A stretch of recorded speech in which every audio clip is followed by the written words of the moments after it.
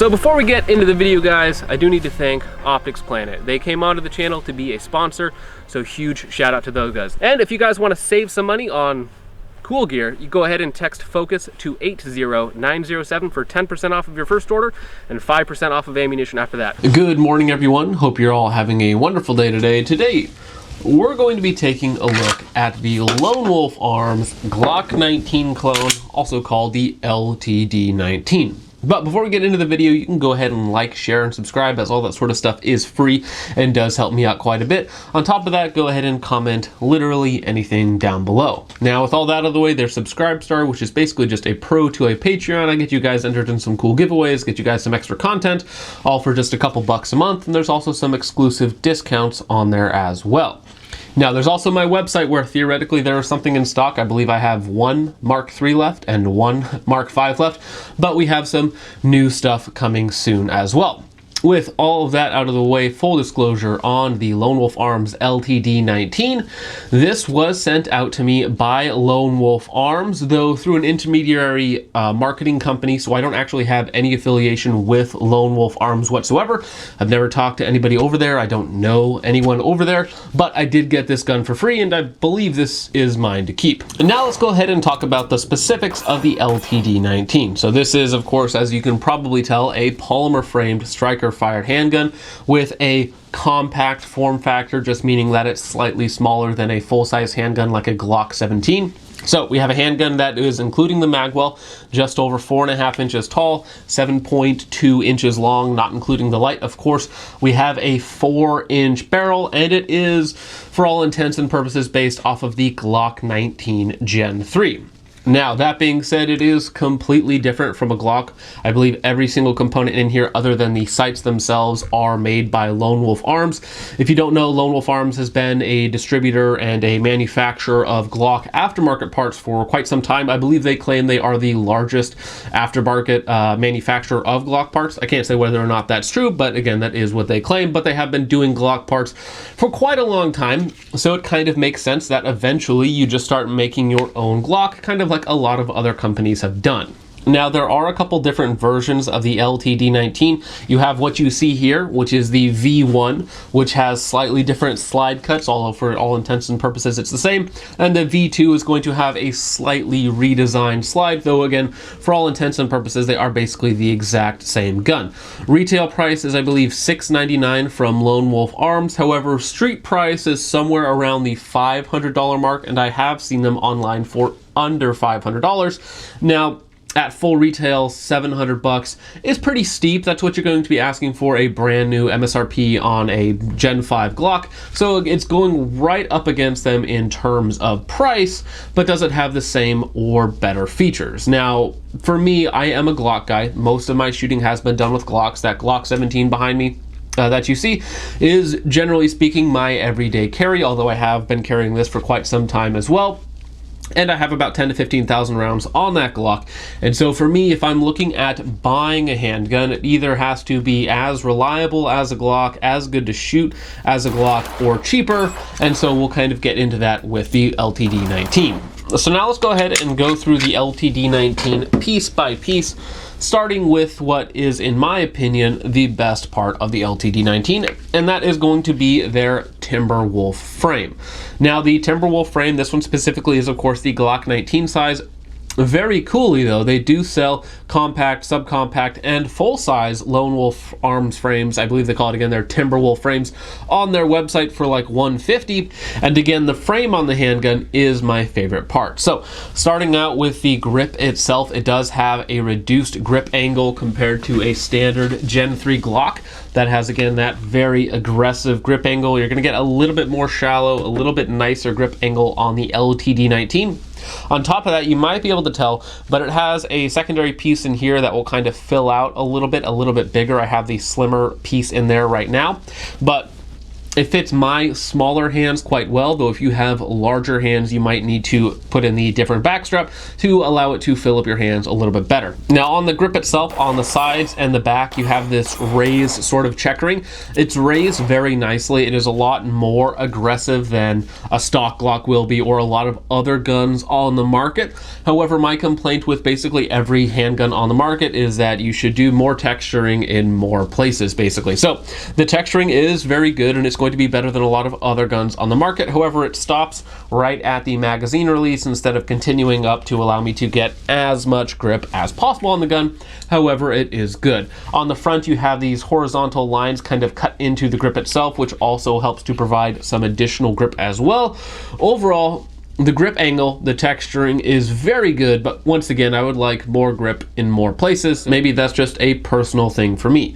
Now, when we move on to the trigger guard itself, it is very nicely undercut, and as you'll notice here, it does come, of course, with this very nice Magwell, which we'll get into in just a minute. And with my, again, smaller hands, usually I fit into small or medium-sized gloves, depending on the manufacturer of the gloves. It fits my hands very well and kind of locks them in place in between the Magwell and the trigger guard itself. So the undercut for me works very well. However, if you have bigger hands, again, you might actually need to remove the Magwell, because it is removable. Remove the Magwell to get a full grip on it. Now, we've already talked about it a little bit, but it does, of course, come with this removable magazine well.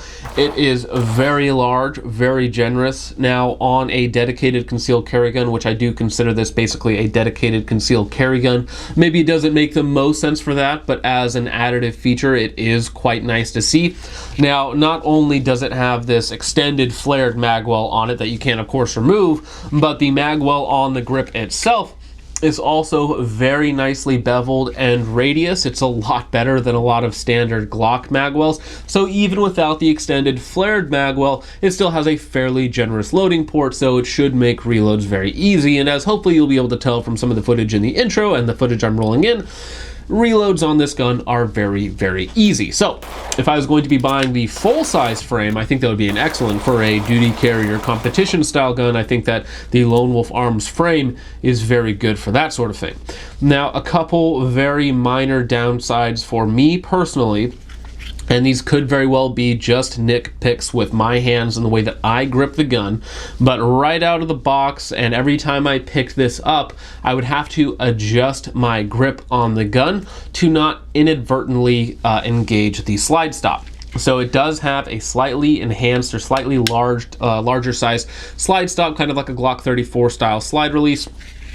And so the way I normally grip the gun, which is very high like this, would put just the tiniest bit of upward pressure on the slide stop, causing it to engage mid-magazine. So when I'm shooting this gun after the first couple mags, usually I have to really adjust my grip and really think through how I'm grabbing the gun versus how I grab every other gun, because again, just the way that my hands interact with this gun, with maybe the slightly smaller frame, the redesigned grip angle versus a regular Glock, it does make it more likely for me to inadvertently hit that slide stop. Now, a couple more ergos to talk about on the frame itself is that you do have a enlarged magazine release. However, it's not an extended magazine release. It does not stick out further from the frame. In fact, it is very, very tight to the frame, but it is about double the surface area. It is something that I do like to see. It makes it so that I don't really have to break my grip to actually get a full depress on the magazine release. It is a nice feature. It is nice to see, and I believe it is still compatible with aftermarket magazine releases if you wanted to swap something out. But again, it is just nice to see. And again, for a concealed carry purpose, having it very low profile while much larger, I think is the best of both worlds when it comes to a magazine release for concealed carry. Something that most people probably won't notice is that it does have a slightly extended takedown lever, which does make taking it down just a little bit easier. And of course, as you can probably tell, it also comes with a Picatinny rail on its dust cover, which is quite nice because again, for a concealed carry gun, for a home defense gun, anything like that, in my personal opinion, it needs to have a light on it. In this case, the LAPG WXL, which is just a TLR1 clone. So all of my holsters are TLR1 holsters. If you're asking what holsters I was using in the intro or for concealed carry, they're all just Glock-19 TLR1 style holsters. Now, when we move up to the slide itself, this is where they managed to cut a lot of weight out of a Glock 19. So this weighs, I believe, without a magazine inserted, 19 ounces. With a magazine, it's like 21 ounces, which is still like 3 ounces lighter than a standard Glock 19, which doesn't sound like all that much in terms of ultimate weight reduction, but in terms of percentages, I believe it's like about 15% lighter than a standard Glock 19 with the exact same form factor. Now, before we go any further, I should say, of course, that the slide does come in a couple different flavors. It's really just slight variations in the cutting, and for all intents and purposes, they are exactly the same. It also comes in a black finish other than just a stainless finish if this is a little bit too bright and punchy for you. Does have a stainless steel recoil rod, which is kind of a upgraded feature in a standard Glock, but it is, of course, standard with the Lonewolf Arms LTD19. The barrel itself is just a standard 4-inch barrel. It is, of course, stainless steel, and it is cut with a match chamber, which we will get into in a minute whether or not that's a good thing. So, looking at the slide itself, it is, of course, just a fairly standard bar stock slide. The cuts, the weight reduction is very good. You have very aggressive slide serrations, very aggressive, which again, in my opinion, is a good thing. I'm not somebody to complain about getting my hands cut up on a gun. I would much rather they do their job and do it a little bit roughly than not do the job. So the slide serrations, the cuts, they all work. They're all very effective. Now, one miss for me on this is the fact that it comes with stock Glock sights.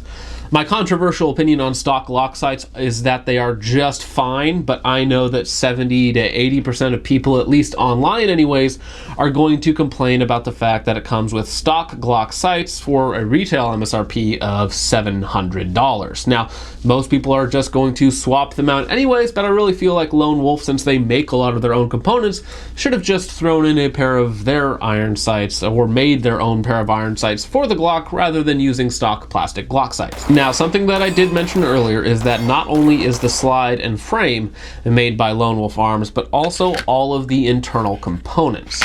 Now, that can be a bit of a good and bad thing depending on who you're asking.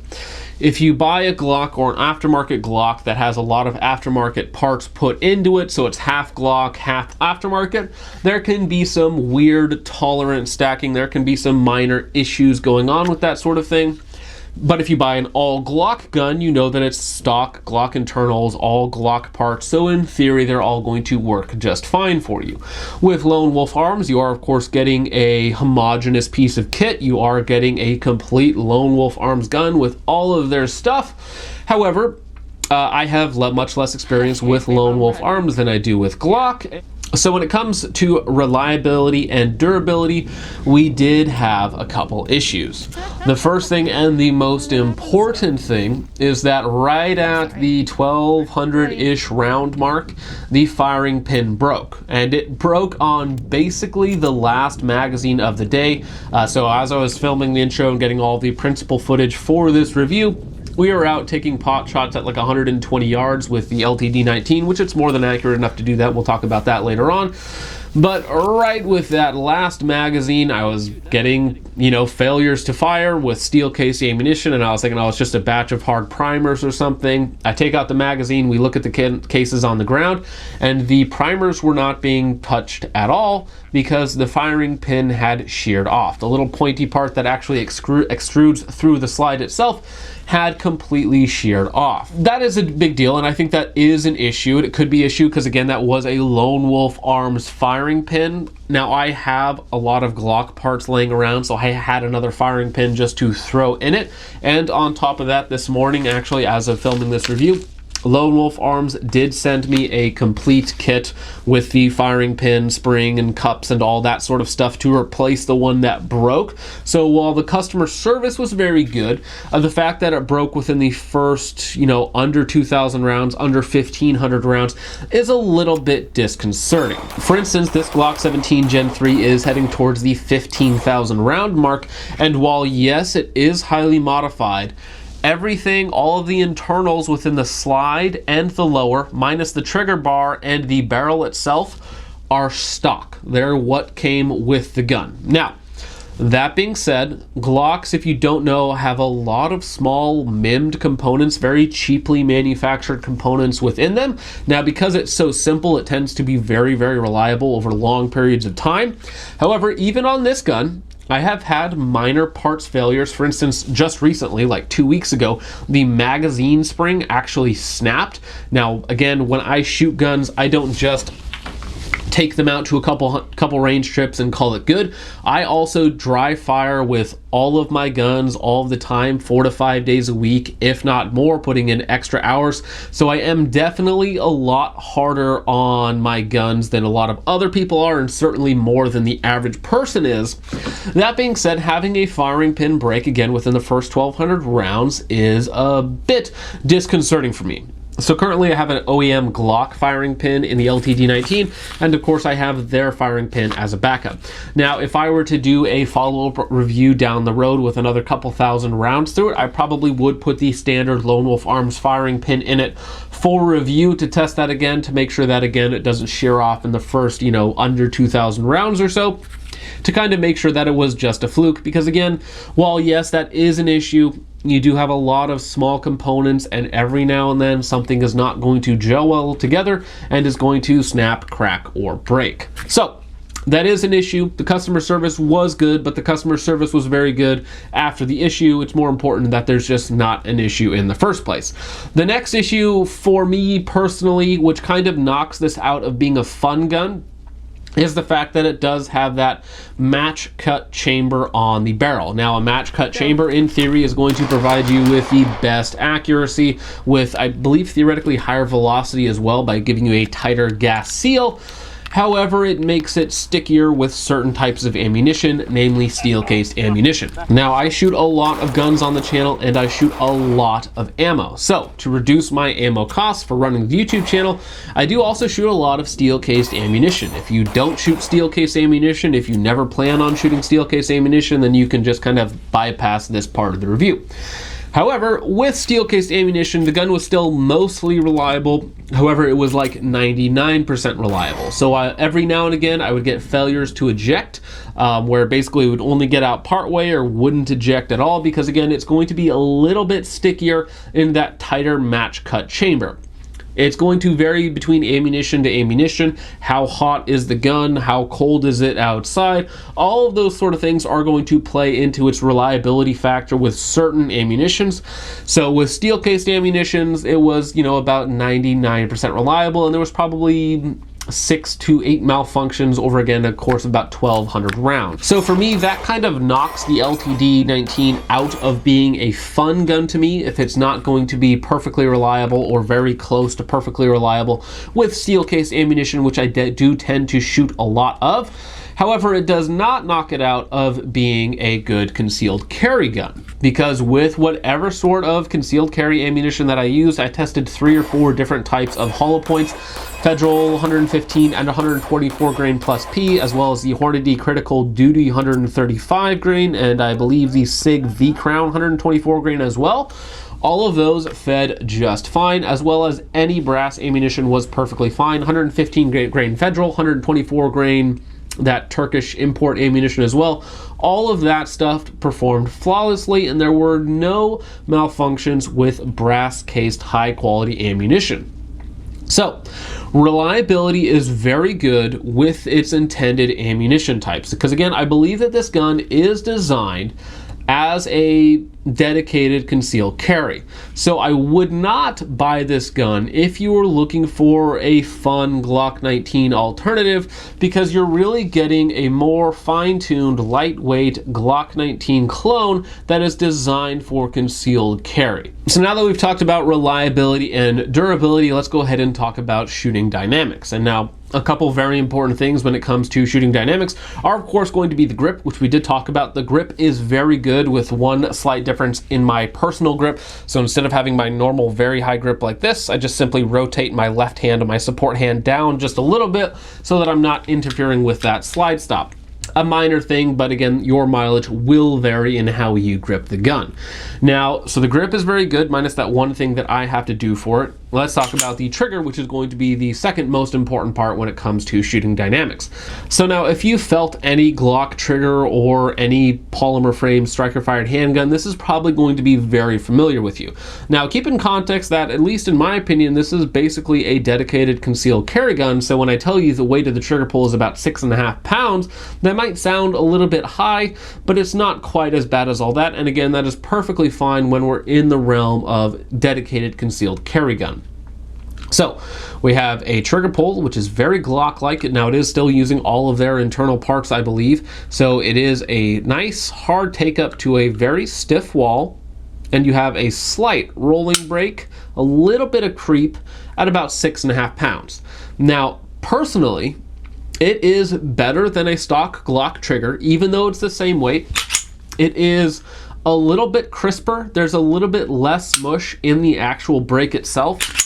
The reset is very good, very short, like a stock Glock trigger. So in my opinion, the weight is totally fine, totally acceptable. It was definitely easy to hit shots at like 70 or 80 yards with the handgun, no problem.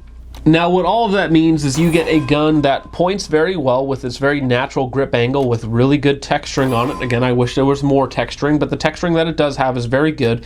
You get a Glock plus trigger, basically. It's a little bit crisper, a little bit less mush in the actual break itself. It's very similar to a Glock-19 Gen 5 that I have had a little bit of experience with, so it's not like a night and day difference. It is, however, just a little bit crisper. Overall, the trigger dynamics, the pull, the reset, it's all the same. The weight's about the same, but again, it is a little bit crisper and a little bit nicer of a pull. Now, when it comes to how this gun recoils, it does have a very, very fast recoil impulse. Obviously, the 9mm ammunition is going to be the same. It has a set amount of power, depending, of course, on your ammunition type. But if you impart that power on a lighter slide, you get faster velocity. So by reducing about 3 ounces from the slide itself, it is a very fast recoil impulse. So what that means is you get a slide that reciprocates very quickly. So it's a little bit more snappy, and then it kind of just settles right back down. Now, that being said, I've seen some people online claim that this shoots like a bigger handgun. It shoots way better than Glocks, that sort of thing. It absolutely does not. It shoots well. It shoots just fine. It shoots very good for a gun of its size. However, it does not shoot as well as a Glock 17, or nowhere near as nice as the Canik behind me, which shoots better than both of those. Way better than both. However, for a gun in its size, it shoots very well. It is different than a Glock. Again, it's kind of like the trigger. It's kind of like a Glock plus. You might like it, you might not like it. It does have, just by virtue of having a lighter slide, it does have a faster recoil cycle. And it might be a little bit more snappy to you. However, I do feel that it returns to target slightly faster. So again, this isn't a huge departure in terms of Glock shooting dynamics. It is just a little bit better. Now, when we're talking about a dedicated concealed carry gun, which I do believe this is, if you're interested in this package as you see it, I think that it can be a good value. However, most people, when they're buying Glocks, are looking to modify them or change them in various ways, and I believe that this would not be a good starting point for somebody who wanted to change something on their handgun. I really think that the LTD19 is kind of its own package, and I wouldn't want to take this, buy this as your base, and then start modifying off of it. I would probably start with, again, a used Glock Gen 3, 17, 19, whatever it is, size that you're looking for, and then modify from that as your base, rather than starting with something that's kind of a modified gun to begin with, and then changing parts from there. Now, again, if you're in the market for a dedicated concealed carry gun and you're like, Glock 19, it's just a little too heavy. If I could get something that's a little bit lighter with a little bit nicer feature set, although this Magwell, while very nice, probably not quite as conducive to concealed carrying. I have been concealed carrying this for a long time, off and on with my Glock 17 Gen 3 with a comp and optic and a light on it, so the weight difference to me and size difference doesn't really matter all that much, but to some people it is going to be a lot more important. Now, that being said, this model, of course, does not come with an optics cut. They do offer a model that for an extra, I believe it's only 50 bucks for a slide cut, which is pretty cheap for a slide cut. That comes with a direct mount for an RMR, which is pretty nice.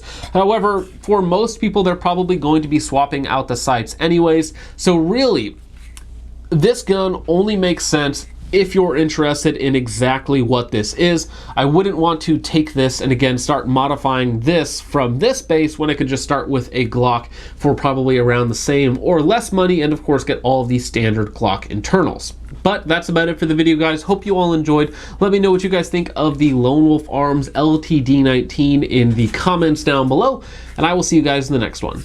Peace off.